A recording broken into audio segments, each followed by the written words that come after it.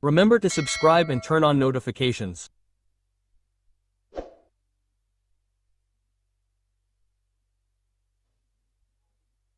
I got to know the deep America described by Stephen King, not in his novels, but in real life.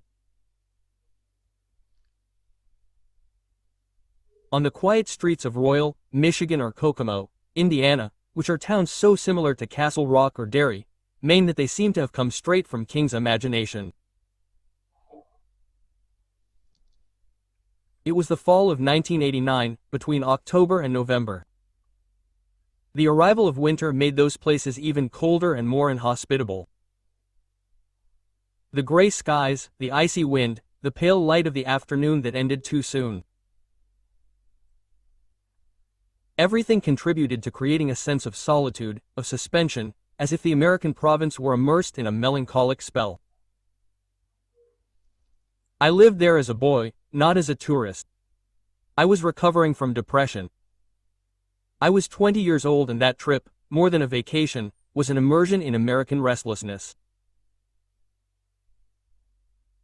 An America that beneath its apparent calm hid something underhanded, bigotry, intolerance, and suppressed violence.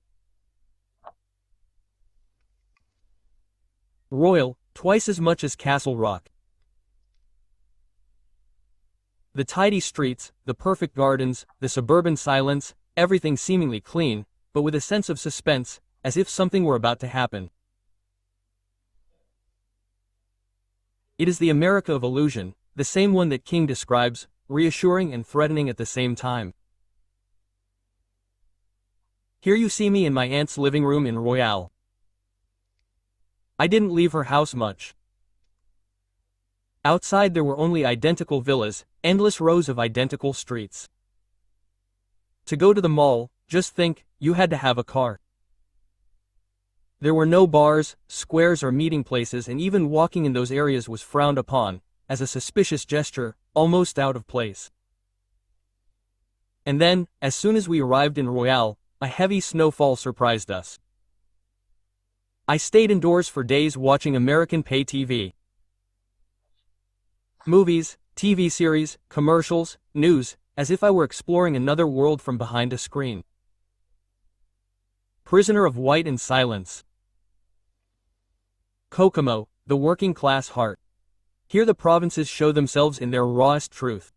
Factories, railways, lies. A life ruled by work, church, and football. I ate in the railroad cafeteria among men covered in grease and hamburgers dripping oil like overheated engines. It was a concrete, heavy America, soaked in toil and sweat. In the November cold, every smile seemed forced, every house a small refuge from the emptiness. Returning is the discovery of King.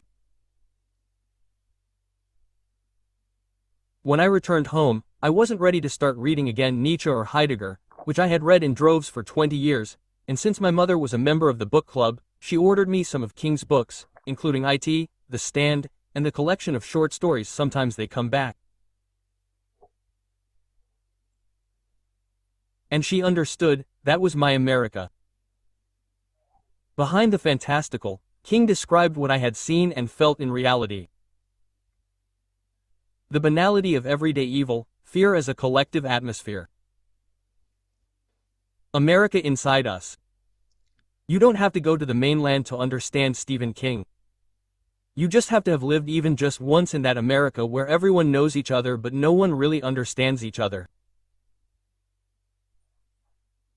An America that smiles at you but watches you, and that when you leave continues to live inside you like a restless dream that never ends.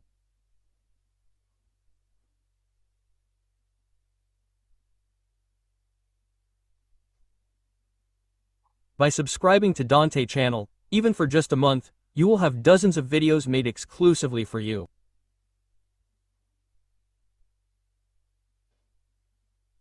I ask you to give it a like if you enjoyed the video, remembering to subscribe to the channel and activate the notification bell for new videos on Dante channel.